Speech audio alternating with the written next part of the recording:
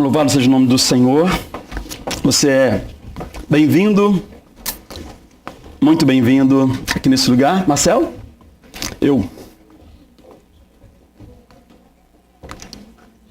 Obrigado. Você é bem-vindo aqui. É a casa do Pai, é a casa do Senhor, nosso Deus. E nós queremos que você fique à vontade enquanto está aqui para ouvir o Evangelho, para ouvir sobre a graça do Senhor.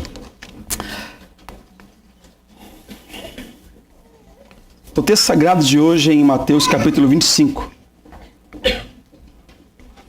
Nós estamos terminando hoje uma campanha, chamamos de Campanha dos Talentos. E nós vamos então nos utilizar, desse momento.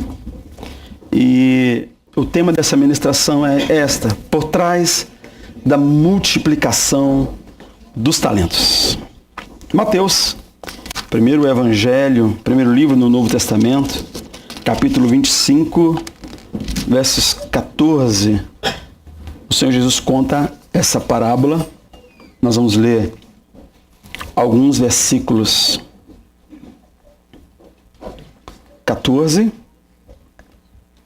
Mateus capítulo 25.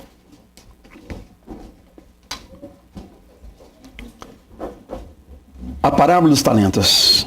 Ele falava sobre o reino de Deus, então ele continua dizendo que o reino de Deus também será como um homem que, ao sair de viagem, chamou seus servos e confiou-lhe os seus bens. A um deu 5 talentos, e a outro 2, a outro 1, a cada um de acordo com a sua capacidade, e partiu de viagem. Eu vou ler agora versículo 23. O Senhor respondeu: muito bem, servo bom e fiel. Você foi fiel no pouco, eu o porei sobre o muito. Venha e participe da alegria do seu Senhor.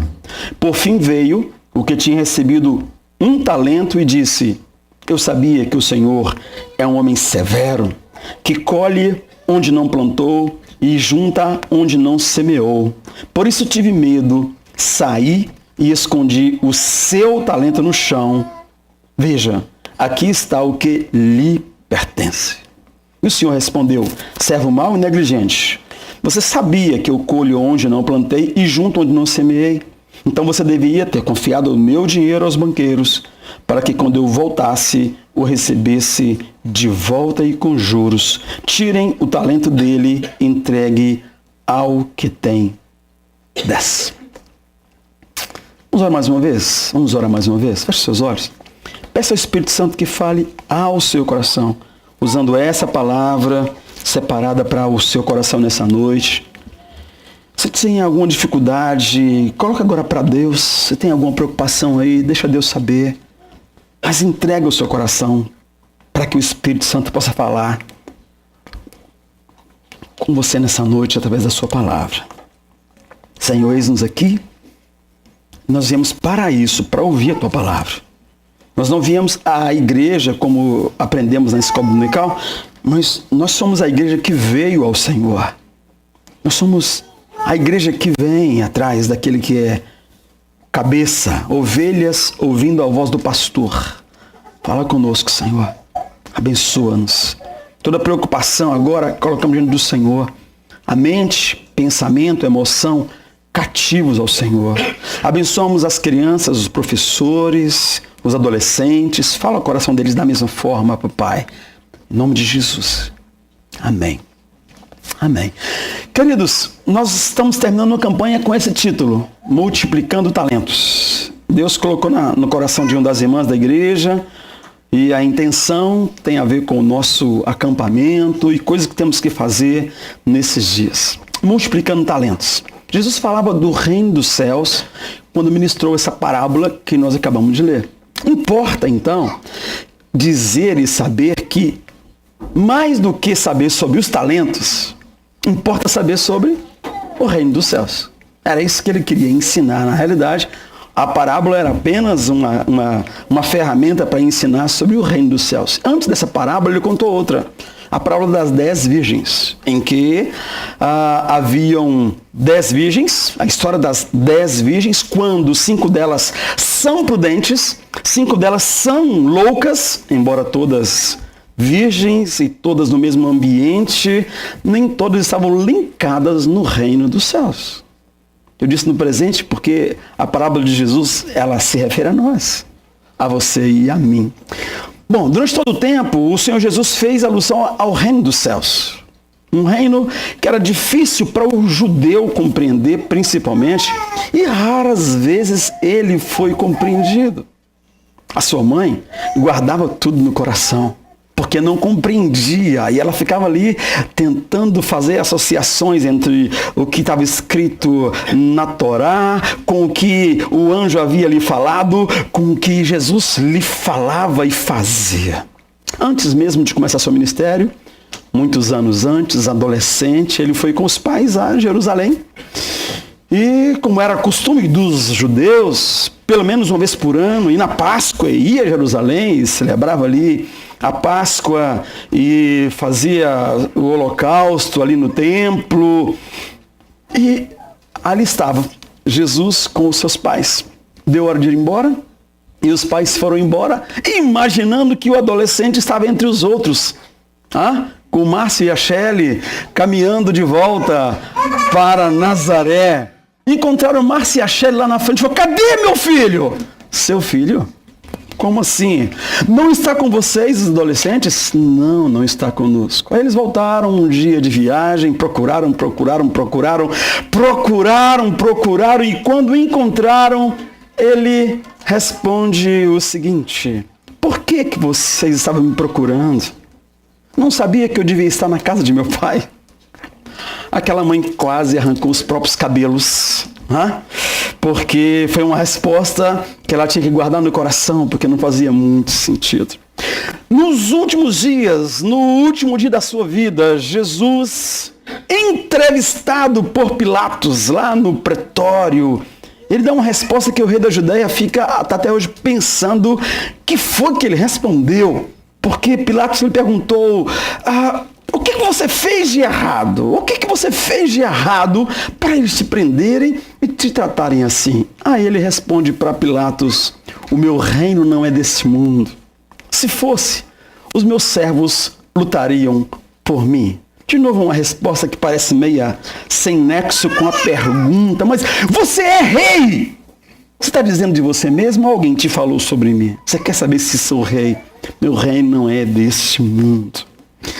Um dia antes de ser preso, algumas horas antes, veio a turba para prendê-lo e aí Pedro arranca a espada, corta a orelha do servo do sacerdote, e no meio daquela confusão Jesus dá tempo de parar e ainda dá um recado para eles: presta atenção, você acha, Pedro, vocês acham que eu não posso pedir ao meu pai e ele não me ouviria, não colocaria imediatamente à minha disposição 12 legiões de anjos?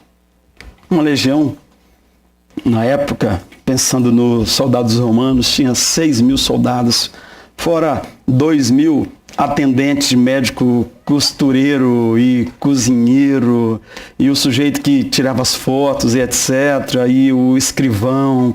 Em média de 8.000 pessoas numa legião, e ele falou em 12 legiões à disposição dele. Na oração do Pai Nosso, que você sabe de cor, no meio da oração está um pedido muito especial que nosso coração precisa desejar. Por quê? Porque somos naturalmente egoístas, queremos que a nossa vontade prevaleça o tempo inteiro sobre a vontade dos demais. Nós achamos e sabemos tudo, ou melhor, achamos que sabemos tudo e temos a impressão que, como crentes, temos privilégios sobre os outros. Essa não é uma ideia bíblica. É o contrário disso. Nós damos o direito para o outro. Mas é assim que nós somos. É um equívoco de quem não entendeu o reino de Deus, apesar de sermos crentes. E aí, nós ainda achamos que, como filhos de Deus, Deus tem que nos atender. É um equívoco de menino pirracento inseguro, que faz pirraça até aqui. O que ele fala na oração? O que ele ensina? Venha, o teu reino, seja feita a tua vontade, assim na terra como no céu. Quando indagado sobre o que pensavam dele, ele indagou aos discípulos: o que pensam de mim? O que falam sobre mim? Simão Pedro levanta e fala: tu és o Cristo, o Filho do Deus vivo. Ele fala: Simão, bem-aventurado, abençoado és, porque você não recebeu uma revelação da carne ou do sangue, mas pelo meu Pai que está nos céus. Foi uma ação exatamente do reino de Deus na sua vida. Depois que foi assunto aos céus, Jesus dirige a sua igreja através do Espírito Santo, ensina a igreja através dos líderes, e Paulo fala aos romanos que o reino de Deus não é comida nem bebida, mas justiça, paz e alegria no Espírito Santo. E o Espírito Santo continua dirigindo a igreja, o tempo passa, e através dos anos, o apóstolo Tiago, escrevendo à igreja dispersa pelo mundo afora, depois da perseguição, eles costumavam, como nós, chegar em algum lugar e se ajuntar. Mas outras pessoas haviam ouvido o evangelho e se ajuntavam também. Longe de Jerusalém, aquela igreja que se ajuntava começava a discriminar os pobres. Eles que eram imigrantes começavam a discriminar outros imigrantes, começavam a discriminar outras nacionalidades, como se o reino de Deus fosse um reino de judeus. Nós que somos brasileiros achamos que o reino de Deus é um reino de brasileiro, e que o céu fala assim. No céu fala português. Essa sensação que eles chegavam em algum lugar e agiam assim. Então Tiago chega para eles e fala: não fizeste discriminação preconceituosa e vos tornaste como juízes que não usam critérios justos, mas perversos. Ouve, meus amados irmãos, não escolheu Deus os que são para o mundo pobres, para serem ricos em fé e herdeiros do reino que ele prometeu aos que o amam.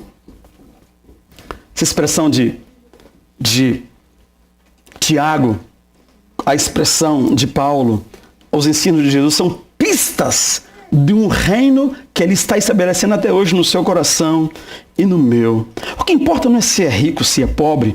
A promessa é para os que o amam. A promessa ali não mostra. A promessa é para os que o amam. Não é para rico, para pobre. Porque Isaías fala que ao pobre seria anunciado o evangelho do reino.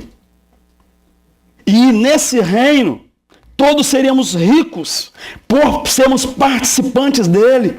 E não deveríamos discriminar entre ricos e pobres, homens e mulheres, judeus e gentios, brasileiros ou angolanos, anglófonos ou francófonos, sabendo que todos estamos debaixo da graça de Deus e devemos frutificar para o reino de Deus. E o fruto do Espírito é o amor. Vós sereis meus discípulos se tiverdes amor uns para com os outros. Esse é o desafio desse reino que está sendo implantado em nossos corações. Jesus então veio para ensinar sobre esse reino, para implantá-lo em nossos corações. E ele introduz a parábola dos talentos, depois dessas pistas que ele dá do reino de Deus. Ele começa dizendo que um homem sai em viagem, distribui os seus bens a pessoas de confiança. Ele não deu os bens dele irresponsavelmente a estranhos. Pessoas da sua confiança, do seu convívio.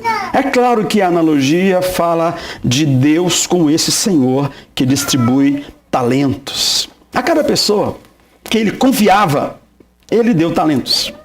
E a cada um segundo a sua capacidade para multiplicar, enterrar ou desperdiçar talentos. Espera aí, pastor. Eu conheço o texto, nós lemos o texto agora, não lemos todo, mas eu conheço o texto, e o texto não fala em desperdiçar talentos. O texto fala em multiplicar talentos e enterrar talentos. Não fala de desperdiçar talentos. É verdade, é verdade. Os dois primeiros homens da história, Jesus conta a parábola de um senhor que distribuiu os seus bens para 3 homens. Ao primeiro deu 5 talentos, ao segundo deu 2 e ao terceiro deu 1 talento. Os 2 primeiros multiplicaram e o último enterrou os talentos. Mas que essa história de desperdiçar talento, pastor? Eu faço alusão a uma outra parábola, pensando nos candidatos ao reino dos céus, né? Que podem multiplicar, desperdiçar ou enterrar. E enterrar, o desperdiçar faço alusão a Lucas capítulo 16, versículos 1 e 2, quando Jesus fala que o administrador de um certo homem rico foi acusado de estar desperdiçando seus bens. Então ele chamou e disse: o que é isso que estou ouvindo a seu respeito? Isso é seguido à parábola do filho pródigo. Quem é o filho pródigo? É um sujeito que pegou o talento do pai e desperdiçou, né? E continuou sendo muito amado por aquele pai. Você conhece o fim da história. Jesus contou uma infinidade de parábolas, histórias com o objetivo de ensinar um conceito, e nesse caso o conceito é o reino de Deus. Voltemos então ao texto que vai nos falar dos candidatos a cidadão desse reino, e nós encontramos ali os dois primeiros homens que desenvolveram a capacidade de multiplicar os talentos que recebeu. O primeiro, a quem foi confiado 5 talentos, saiu imediatamente, o texto fala. Ele saiu imediatamente, aplicou-os e ganhou mais 5 talentos. A expressão imediatamente é muito interessante porque ela mostra a urgência no reino de Deus. Urgência. Eu recebi ontem uma reportagem, uma informação, entre 1000 problemas no Brasil, né? Mas aqueles que são pertinho da gente doem mais. Na escola de um amigo muito próximo, estava lá sempre ajudando, fazendo palestra, meus filhos estudaram lá. Um aluno tem um confronto com o professor, e aí ele faz a ameaça, e aí ninguém acreditou no que ele fez. Ele saiu da sala de aula e pulou do 3º andar. E essa criança morreu no hospital horas depois. Estou lembrando da urgência, da questão imediata da gente se mover em função de mostrar Jesus como caminho, verdade e vida, porque era filho único, para completar a história, né? Nada, nunca vai ser fácil, mas era o único filho daquele casal. O homem que recebeu 5 talentos, imediatamente saiu. Mas presta atenção, tira a mente da urgência e tenta enxergar algo mais subjetivo nesse texto.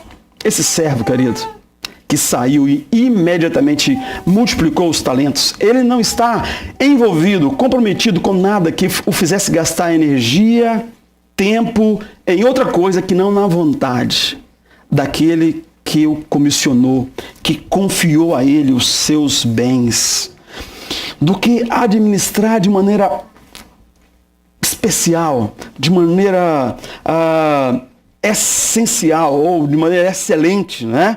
Aquilo que ele recebeu para administrar. Era muito precioso. Para ele era a coisa mais importante. Por causa da relação dele com o Senhor. Não por causa da relação dele com aqueles bens que ele administrava. Essa diferenciação que nós temos que fazer para entender o reino de Deus. Ele dobrou o que estava em suas mãos imediatamente. Eram 5 talentos. Agora ele granjeou mais 5 e tinha responsabilidade sobre 10. E esses 10 possivelmente se multiplicaria. O segundo recebeu 2 talentos. Ele saiu e ganhou mais 2. Ele também não estava enredado com muita coisa que fizesse parar no meio do caminho.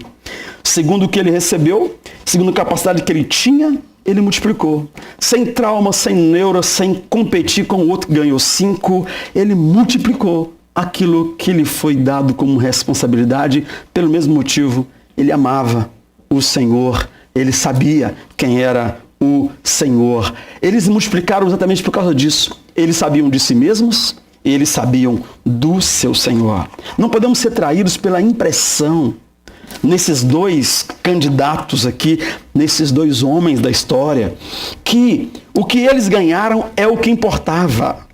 O que eles ganhavam era apenas consequência. Mesmo que tenham desenvolvido a habilidade, a capacidade de multiplicar talentos, era apenas consequência. como deve ser na sua vida e na minha vida. Para eles o talento não era tão importante. Peraí, pastor, se o talento não era importante, por que eles interessavam? Como que alguém desinteressado multiplica desta maneira? Acontece, queridos, que os talentos realmente não eram o mais importante, não se importavam tanto com eles, porque o que importava, e como consequência vieram os talentos, são essas duas coisas que estão no quadro. O que eles sabiam de si mesmos. O que eles sabiam de si mesmos? Sabiam que eram mordomos de um grande Senhor, Jesus, o adolescente, que mais sabia sobre o reino de Deus, faz aquela pergunta: mãe, por que você está preocupada? Eu estava fazendo o que tinha que fazer. Eu estava fazendo a vontade do meu pai. Importava estar na casa do meu pai. Ele sabia que era filho de Deus.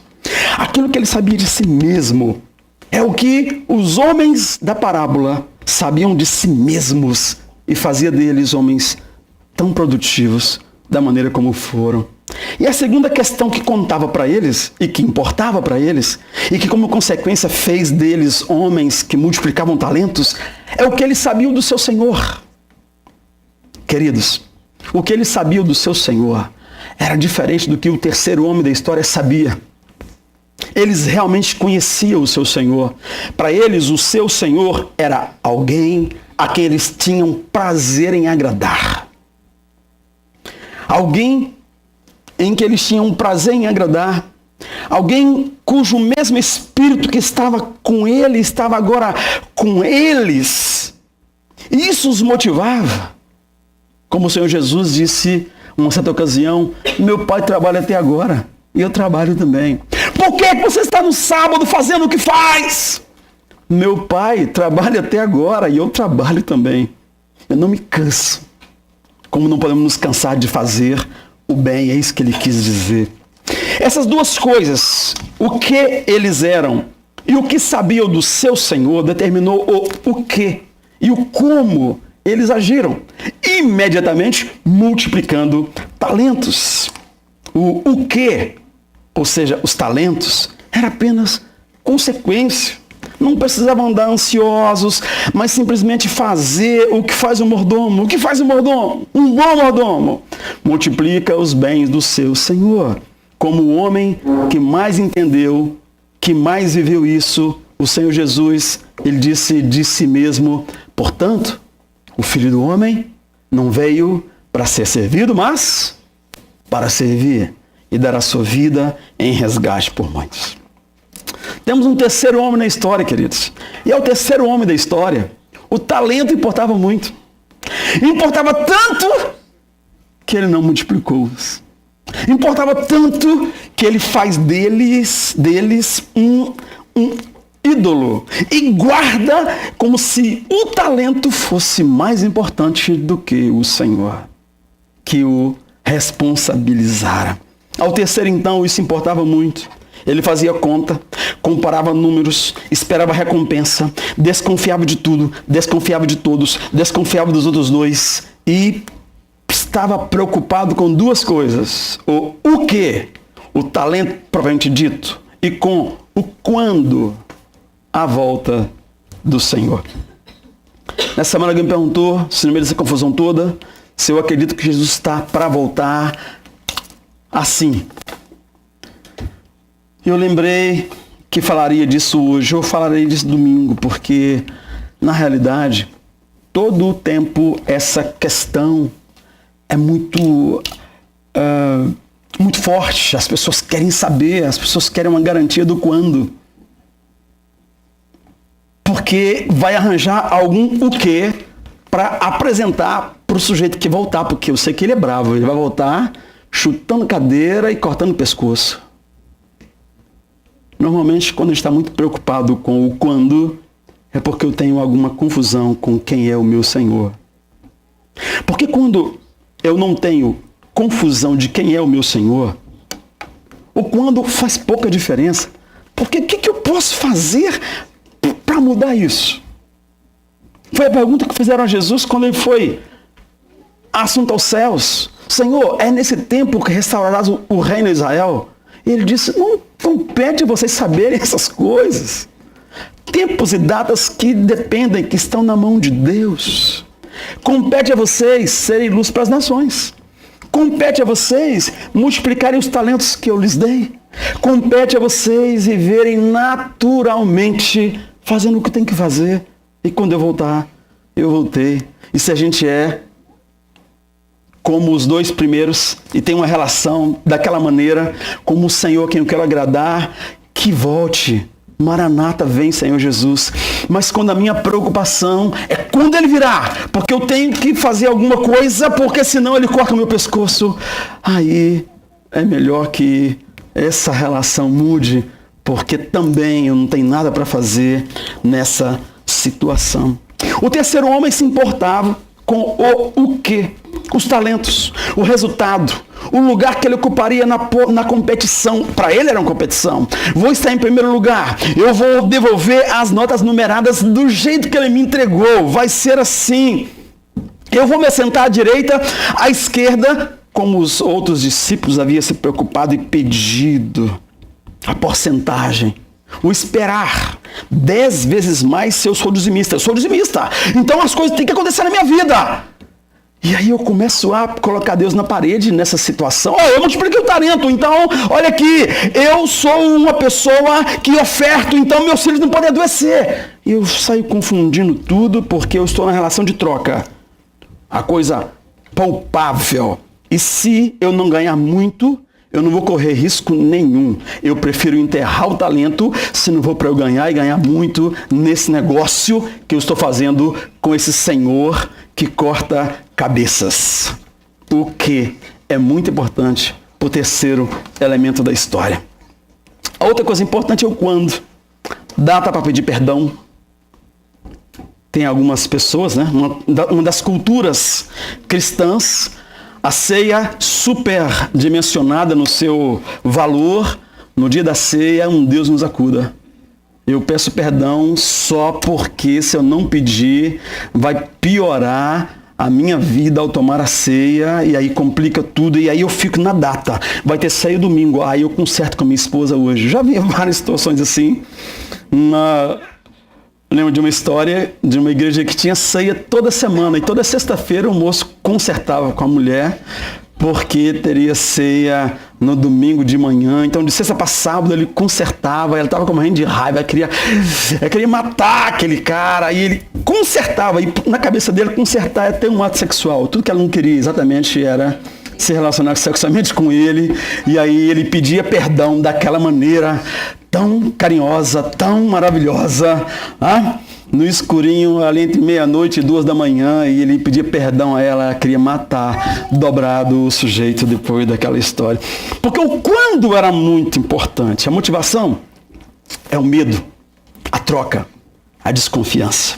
Queridos, aquele terceiro homem não tinha lido ainda 1 João 4,18. Você pode ler comigo ou para mim, por favor, esse texto? No amor não há medo. Lança fora o medo, porque o medo envolve castigo. O terceiro homem da história tinha talentos nas suas mãos, confiança do seu Senhor, mas ele se relacionava por medo. Isso implica em falta de fé. Falta de fé. Você imagina que isso tem a ver com fé, queridos? Sim, sabe por quê? Porque fé fala de quanto conhecimento temos de quem Deus é, do seu amor, do que Ele fez por nós. É uma faceta da fé que eu queria que a gente pensasse. Fé é mais conhecimento de Deus do que confiança nele.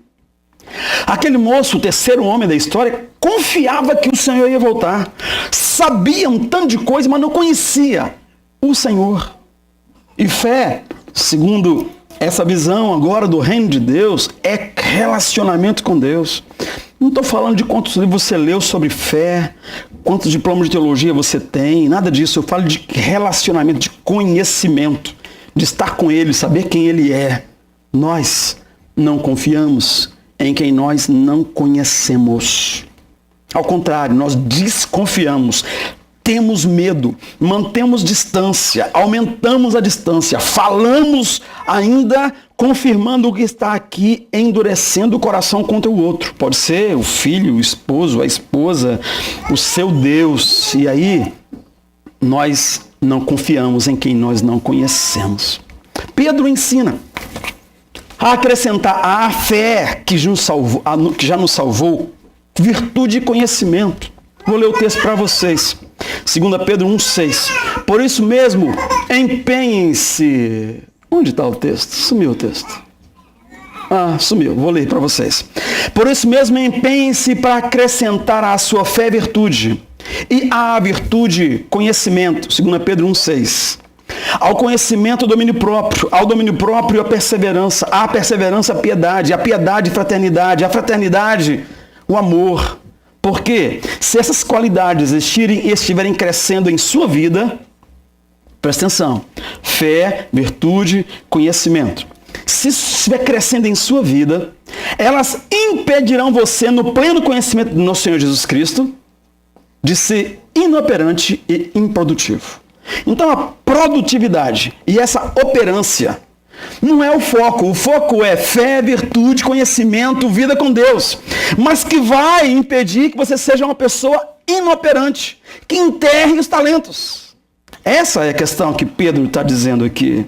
A igreja, queridos, transformou a fé em um processo de alcançar resultados. Você foi treinado assim, eu fui treinado assim, e aí qualquer coisa que vamos fazer juntos, é raro não dar uma briga e gastar 6 meses para trazer aquele irmão, aquela irmã de volta, porque era tudo que eu fazia com tanto carinho e fulano não viu e tal, e eu tentei e dei pro talento e dei para fé, e vira uma confusão, porque a gente tá nesse treino, sabe, de alcançar resultados e não relacionamento com Deus.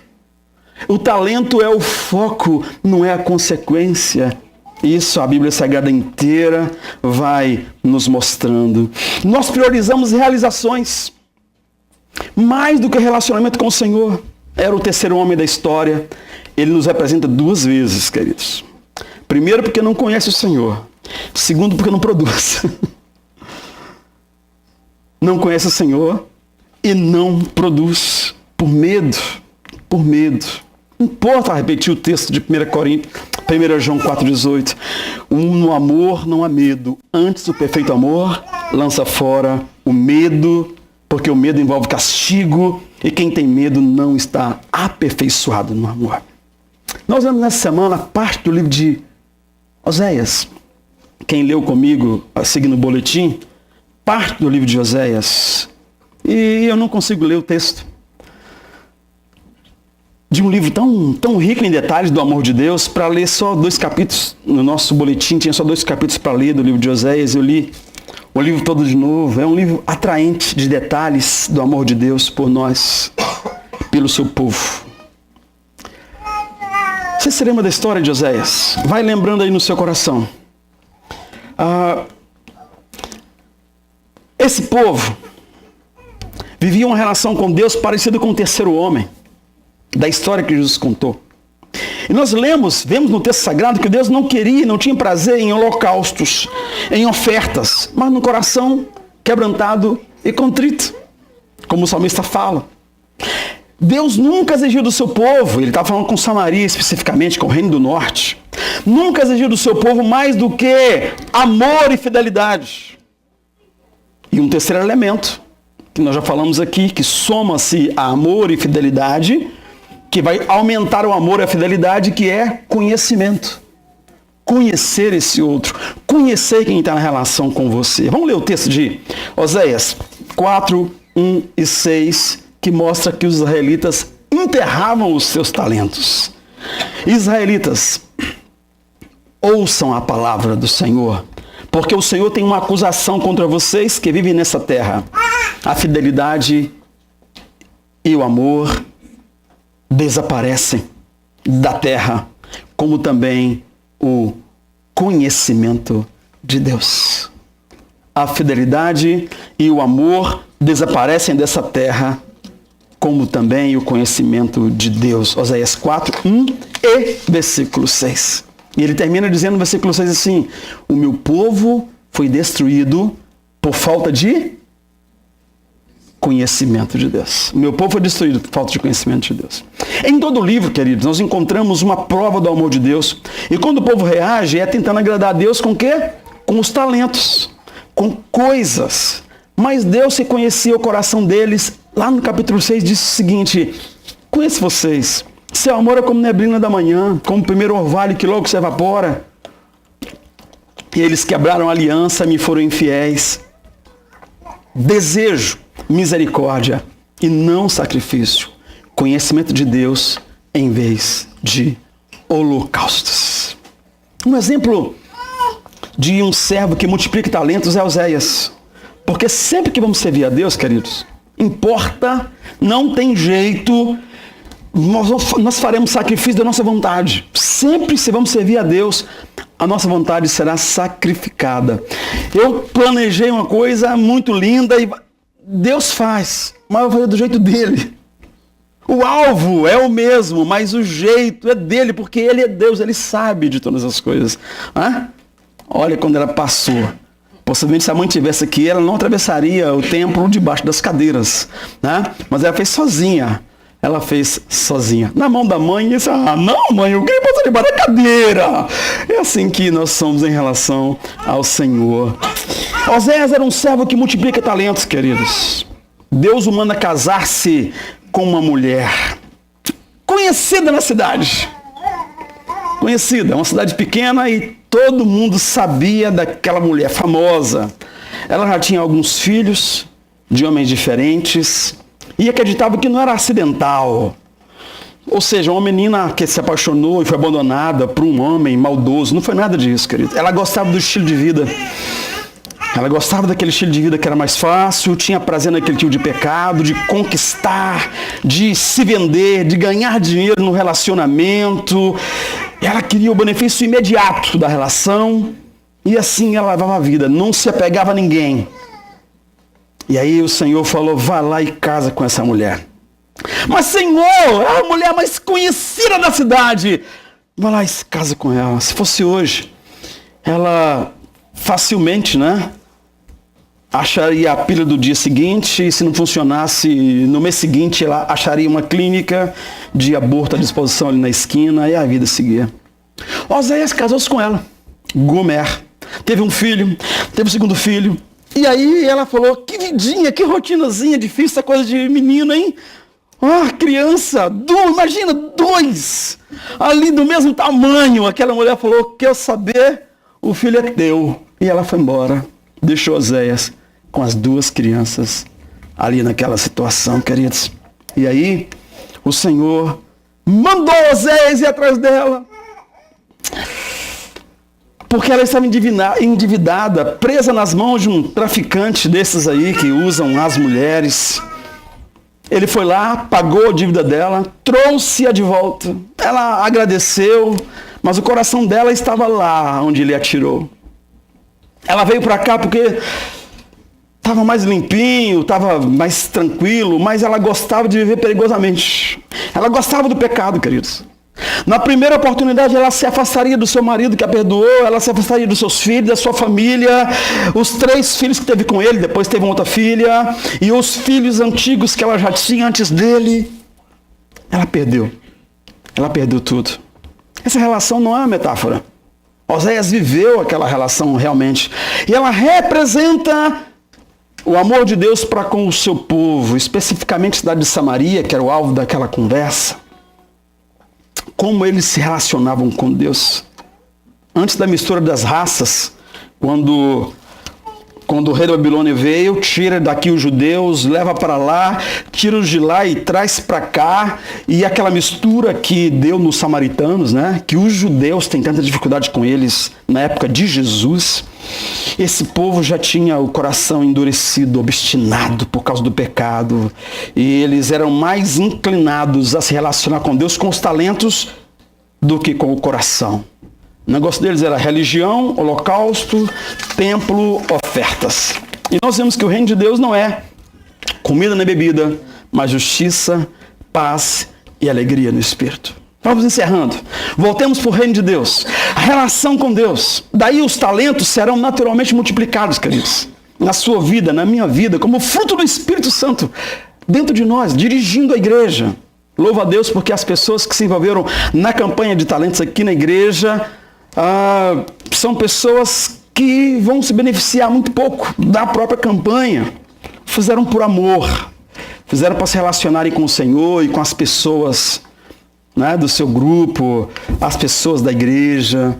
E nós temos um alvo, o objetivo desse dinheiro arrecadado é nosso acampamento, para que seja uma realidade, um tempo especial ali, nosso palestrante, um tanto de coisa que pode ajudar, beneficiar com o dinheiro dessa campanha. Mas a pergunta é, como está a sua relação com Deus? Não com o talento. Você vai ser listado entre os que multiplicam o talento porque amam o Senhor, ou entre os que enterram os seus talentos? Ou quem sabe, pior do que isso? Pior do que isso? O desperdiçador de talentos. Eu estou colocando uma dúvida aqui porque Jesus não acha que o desperdiçador é pior do que o enterrador de talentos. Sabia disso? Vou te contar esse segredo. O homem que enterrou os talentos, lá no texto que nós lemos, foi elogiado por Jesus. Não porque desperdiçou, mas quando ele foi confrontado pelo seu Senhor, ele teve uma crise de consciência. Ele tinha ainda um mês de... Como é que é o último mês de trabalho antes de ser demitido? Um mês de aviso prévio. E ele voltou lá e ele fez em 30 dias o que ele não fez na vida inteira. O texto fala que ele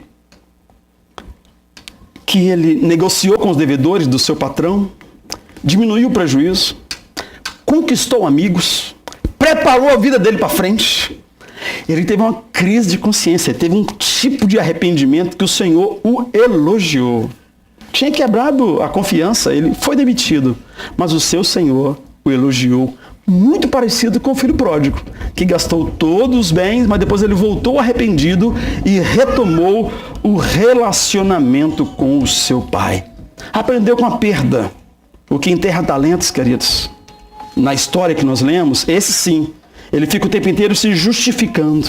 Continua a acusar os outros por causa daquilo que não aconteceu ou da maneira que aconteceu, justificando a si mesmo, inclusive culpando Deus pelos talentos que ele não conseguiu multiplicar. Mas o Senhor Jesus deseja que você e eu restauremos hoje nossos talentos, nossa capacidade de multiplicá-los. Mas normalmente quando eu chego nesse ponto, nós estamos cansados. E qualquer talento, qualquer trabalho vai ser extremamente doloroso. Então o Senhor te convida e me convida dizendo, vinde a mim, todos os que estáis cansados e sobrecarregados, e eu vos aliviarei. Tomai sobre vós o meu jugo e aprendei de mim, que sou manso e humilde de coração, e receberei descanso para vossas almas, porque o meu jugo é suave e o meu fardo é leve. Então Deus quer que você tenha uma vida próspera, uma vida em que o talento e o dom se multipliquem naturalmente. O segredo é o que nós já falamos, a relação com o Senhor. O conhecimento dele, que vai crescendo a cada dia, o conhecimento de si mesmo como um homem, uma mulher de Deus, filho de Deus, convidado para estar na mesa com o Pai, uma pessoa que anda com Jesus, que anda em Jesus, que é o caminho, a verdade e a vida. Mas deixa-me terminar esclarecendo uma coisa para você. A Bíblia nunca discriminou uma pessoa pelo passado dela. Pensando em Gomer, a mulher de Oséias, porque era prostituta, porque viveu daquela maneira. A Bíblia nunca discriminou. Você lembra de Raabe, a prostituta que vivia em Jericó, que entrou na listagem das mães do Senhor Jesus, né? E Jesus, pensando em outra parábola, termina dizendo aos que ouviam, digo-lhes a verdade, os publicanos e as prostitutas estão entrando antes de vocês no reino de Deus, porque tiveram um verdadeiro arrependimento, porque realmente começaram de novo. A questão então, querido, é a motivação para a mudança, e não as obras que nós realizamos, sejam boas ou más no passado, e nós precisamos de compreender isso, receber do Senhor a condição, a alegria de mudança nas nossas vidas, e recomeçar sendo muito, muito, muito frutíferos como servo do Senhor, como aqueles a quem o Senhor confiou os seus talentos. Vamos ficar de pé?